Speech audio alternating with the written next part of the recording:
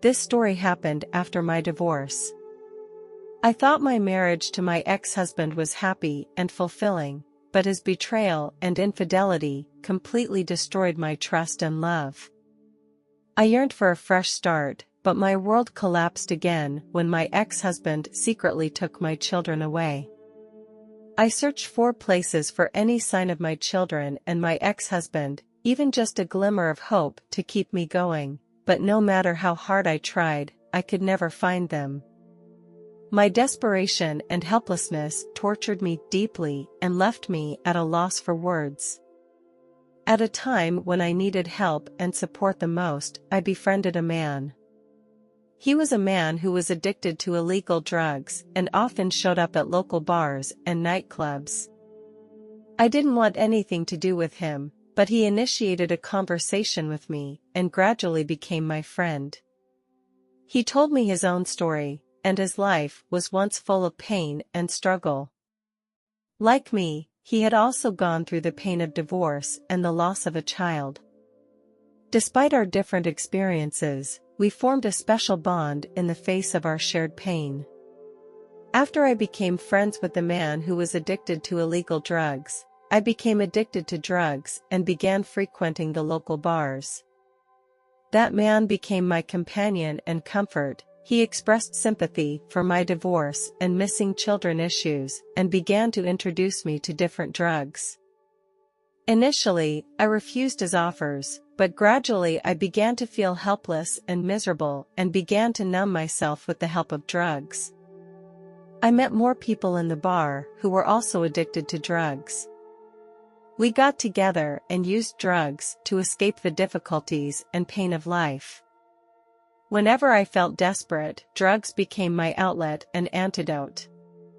But it turned out that such an antidote only made my situation worse. One night, I was partying with the guy in the bar.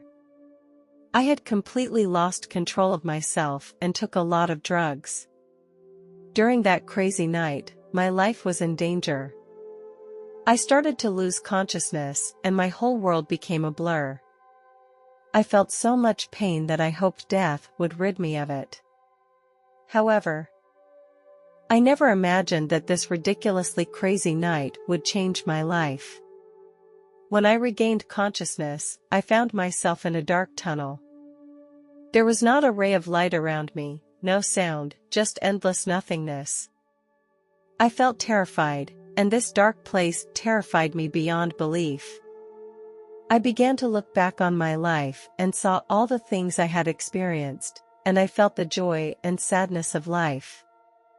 This feeling led me to death again and again, each time being pushed deeper into darkness. I was trapped in a dark, eerie place, and I felt the stench and death in the air. The ground was burning lava, and the temperature was so high that I could barely stand it. I heard the moans and howls of countless people, which came from all directions and made me feel overwhelmed with terror and despair. Fire sometimes flickered out of the darkness, and through it I saw some terrible creatures, writhing and crawling in the corners of the inferno. I walked through a scorched earth and saw countless agonized souls, writhing in agony in the lava, their screams breaking my heart. They were caught by some terrible demon and dragged into the lava with spears or hooks. I saw a woman hanging above the lava, bound to a rack of steel and covered with flames. She screamed, causing me to feel deep sorrow and helplessness. I was chased by all kinds of horrible creatures that roared and screamed, spewing flames and venom from their mouths. I had nowhere to hide but to run as best I could and try to survive. I saw countless broken bones and fractured bodies, which were scattered on the ground, making me feel extremely depressed and scared. This place, I knew, was hell, the habitat of all demons and evil spirits, and I would be trapped here forever. When I thought I could no longer bear the pain of hell, a warm glow suddenly spilled onto my face. I looked up and found a mysterious man in a gorgeous robe appearing in front of me. His gaze was filled with warmth and compassion, as if he could see deep into my heart. He reached out his hand, gently patted my shoulder, and said to me, "Child, you have walked through hell, and now you can return to the sunny world." His voice was soft and soothing, making me feel incredibly warm and comfortable. As he spoke, I suddenly felt my body floating lightly, as if I were floating in the air. I saw my body fade away in the light and then reborn. It all happened so mysteriously and wonderfully that I could not find the right words to describe how I felt. When I arrived at the gates of heaven, I was surrounded by countless shining angels. They welcomed me with soft voices and smiles, making me feel an unparalleled peace and warmth. Heaven was filled with a sense of peace. The whole heaven was illuminated by soft light, without a single pollution or blemish. The sky was blue in color, without a single cloud, and the sunlight was abundant and soft, making people feel very comfortable. There are beautiful views and gorgeous colors, and there is no cold or hot weather. There are many different areas in the paradise, each with its own character and beauty. There was a bright green meadow with all kinds of flowers scattered on it, from blue tumbleweeds to red roses. There are some small streams in the meadow, and some small animals moving around in the meadow. All of them are very friendly and make people feel peaceful and comfortable. There are also many buildings in the paradise, and they are all built with the most beautiful materials. These buildings come in all shapes and sizes, some are palaces, some are gardens, and some are libraries and schools. These buildings are filled with music and singing, which makes people feel very warm and joyful. The people here are very friendly and welcoming. People live there very happily, without pain or disease, and there is no jealousy or hatred among people. All respect and love each other. In heaven, people can commune with God intimately and feel His love and compassion, which makes people feel incredibly happy and joyful. As I was wandering in heaven, I suddenly saw a familiar figure, which was my late grandmother. She was standing in the middle of a sea of beautiful flowers, surrounded by many radiant and shimmering angels flying around her. I went to her side and she turned her head to look at me. At that moment, our eyes met and my heart welled up with infinite emotions and joy. She smiled and said, "My child, you are here." I talked with her for a long time about many things from the past, and she told me that she had been watching and praying for me, hoping that I would have a bright future. I expressed my love and thoughts to her, and she responded with the same sentiments. In this beautiful garden, we felt carefree, without pain, without illness, without separation. I also met other loved ones who had passed away, and we shared our lives together in heaven. We enjoyed the beautiful scenery, the food, the music, and the dancing together. They told me that they were always watching over me, praying for me to get through it, and always sending me love and strength. I saw a man in a white robe walking toward me. He had gentle eyes and looked very friendly.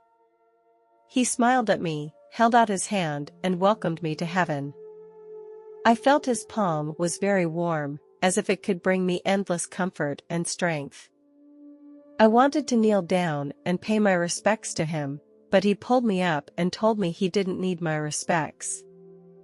We sat down and started talking. He asked me about my life, my likes and worries, and I poured everything out to him. He listened attentively and did not interrupt me or criticize me. On the contrary, he comforted me and encouraged me, making me feel very loved and accepted. In our conversation, I felt the warmth and peace of Jesus. His words made me feel very comfortable and relaxed, like a long-lost child finally reuniting with his parents. We discussed many things, including my faith, my family, and my future.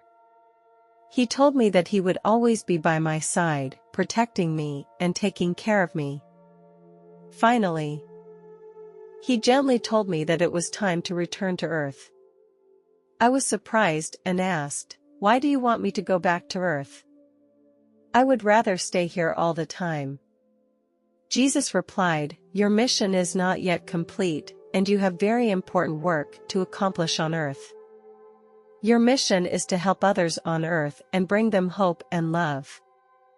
I thought of my family and friends and others who needed me. I understood Jesus' words and learned that I had to return to Earth to complete my mission. Jesus smiled at me and said, "Don't worry, I will be with you until you complete your mission." I felt warm and comforted, knowing I would not be alone. I told Jesus I was ready to return to Earth and continue my mission. Jesus gave me a hug and told me he would always be watching and blessing me. I felt a strong gravitational force that made me begin to fall downward. I felt my body getting heavier and gradually regained the feeling of my body. I began to hear sounds around me, felt the temperature around me, and my eyes reopened. I slowly found myself back in the human world again, back in my body. This transition was amazing and gave me a deeper understanding of the relationship between the human body and the soul. Although I stayed with the beauty of heaven, I knew I needed to return to Earth. After that moment, I was deeply aware that I needed to make some changes and that I could no longer let my life be ruined. So I began trying to quit illicit drugs and alcohol and slowly regain my physical and mental health and order in my life. I began attending various drug and psychological treatments, learning how to deal with my emotions and stress, and began to take a fresh look at my life.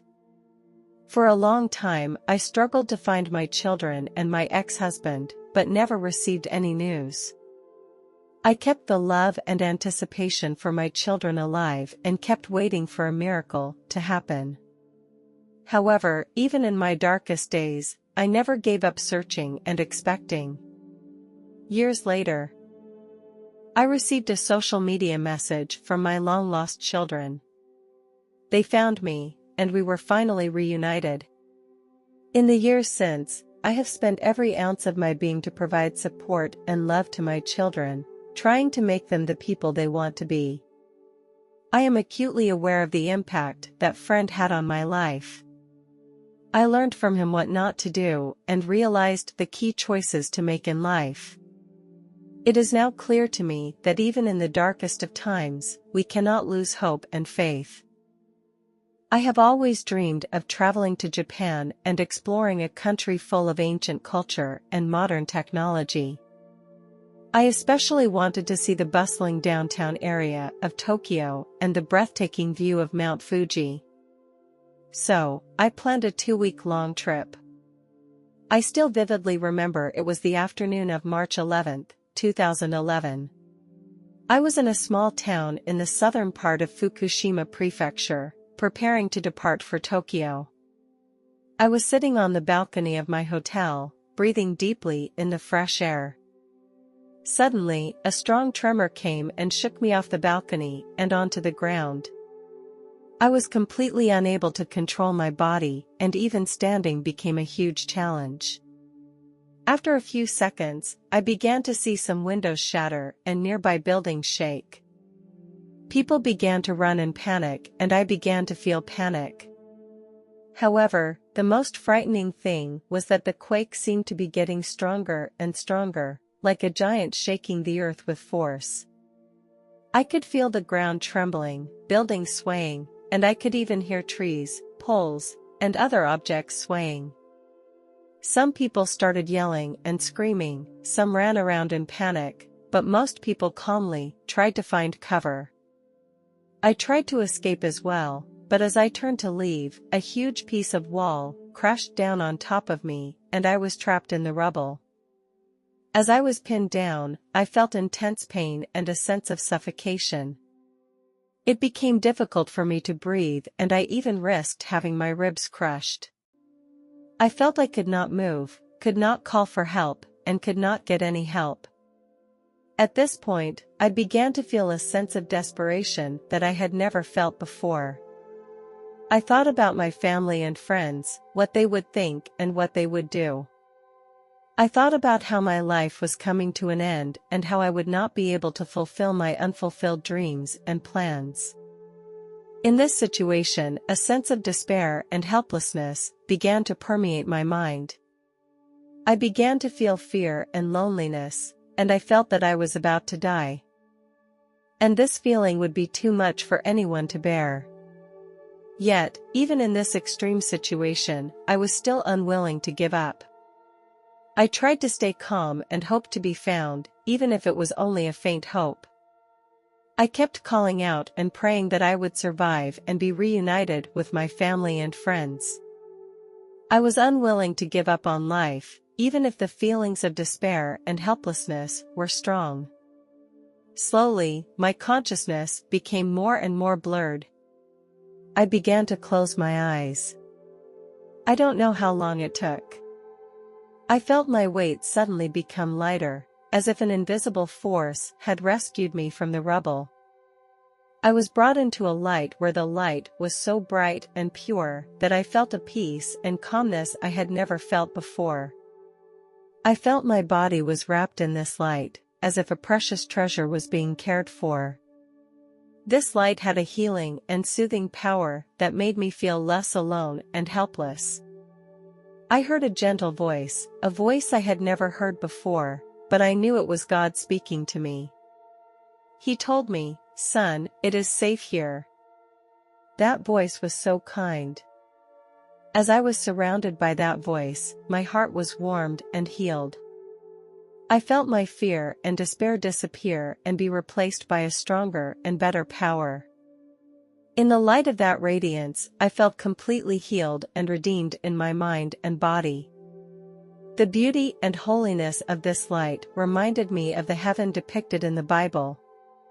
The intensity of the light did not make me feel uncomfortable, on the contrary, it gave me a feeling of peace and tranquility. In the midst of the light, I saw a figure with infinite power and infinite love.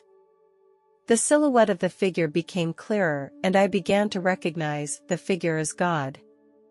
Although I had never seen God with my own eyes, I knew that this was Him, and my heart was filled with gratitude and joy.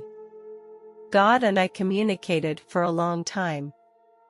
I asked God, "Why couldn't you have prevented the disaster from happening?" God replied, "My child, it is not that I cannot prevent disasters from happening. But I also cannot prevent the free will of human choices." Feeling challenged in my understanding, I asked, "The free will of mankind to choose? What does that mean?" God replied, "When I created humans, I gave them free will, which is a divine and precious gift. But free will also means that humans need to be responsible for their own choices and actions." I thought for a moment and then asked, "But why should those innocent people who had no choice in this earthquake suffer like this?" God was silent for a moment and then said, "My child, earthquakes and other natural disasters are not directly caused by me. These are forces of nature that operate in their own orbit. But when these disasters occur, I will be there, and I will lead those who suffer out of the darkness and bring them strength and hope." Later, God took me to another place. Here, I felt peace. Countless flowers and trees emanated fragrance and life. God took me through a beautiful meadow. I saw my loved ones who had passed away. They were all dressed in white and looked very happy and peaceful. They gazed at me with familiar and warm eyes, as if welcoming me. My mood felt an inexplicable joy because I knew they were now well and free from any pain. There, I met my grandmother. She looked at me with tenderness and care, as she always did. We hugged each other. She told me that she was always watching over me, always by my side. She made me feel her presence and love, which gave me great comfort and relief. In heaven, I also met other family members and friends. My grandmother took me by the hand and said, "I will take you for a stroll." I was amazed by the sight before me. In this beautiful world, tall palaces and towers stood on the distant horizon, emanating a dazzling light. They appeared to be made of pure gold, and each building was beautifully detailed and decorated, as if they had come out of a fairy tale. Surrounding the palaces and towers are spacious parks and squares. All kinds of flowers and trees can be seen everywhere. The branches of the trees sway gently in the breeze, and the petals of the flowers float down on the heads of people. There are some animals running and playing in the distance, and some flying birds soaring in the air, making people feel incomparable harmony and freedom. People were enjoying the beauty of life in the parks and squares as they strolled hand in hand and shoulder to shoulder in this wonderland. Everyone's face was smiling with happiness and contentment, as if they were all enjoying the real life and love in paradise. The buildings and sights in heaven are so gorgeous that one cannot imagine. There, people can really enjoy the beauty of life and feel the real joy and love. I wanted to stay here and never leave. But then God's voice suddenly rang out, "Son, you need to go back." I turned around and saw God. "Why, God? I want to stay here," I asked. God looked at me with a smile and said, "My child, you have an important task to accomplish. You need to return to Earth and continue your life's journey.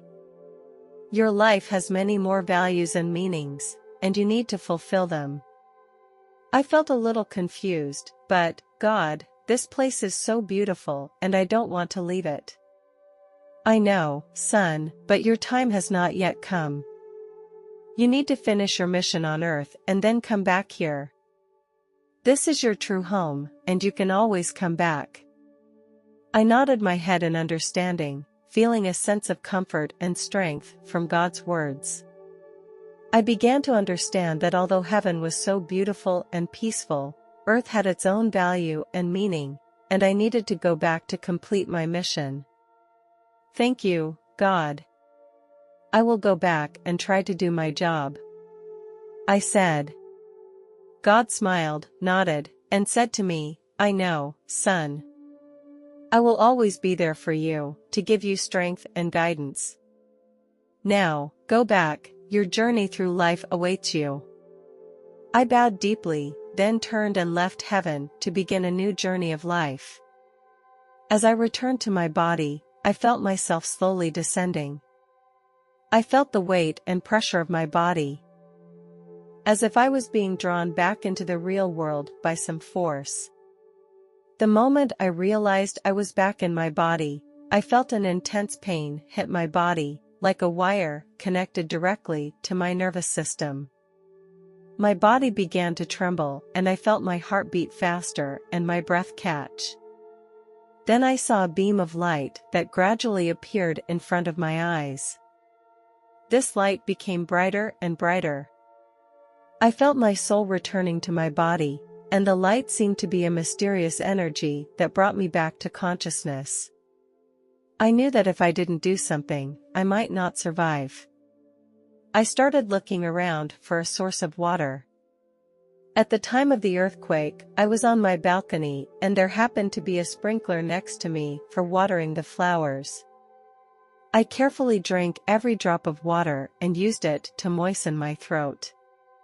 2 days had passed and I was so weak that I could hardly breathe.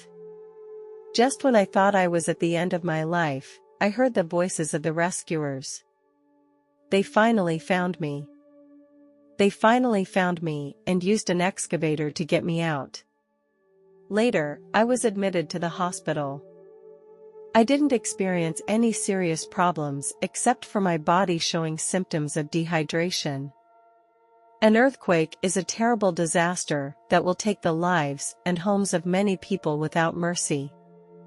I survived the earthquake, and this experience made me feel how fragile and precious life is. At the time of the earthquake, I felt fear and despair, and it felt like the whole world was crumbling. I am so thankful that God was there and that He gave me the motivation to keep going. When I survived, I felt more moved and relieved than ever before. I realized that life is so fragile and we must cherish it. The days I spent in the ruins made me understand more about my life and the meaning of my existence.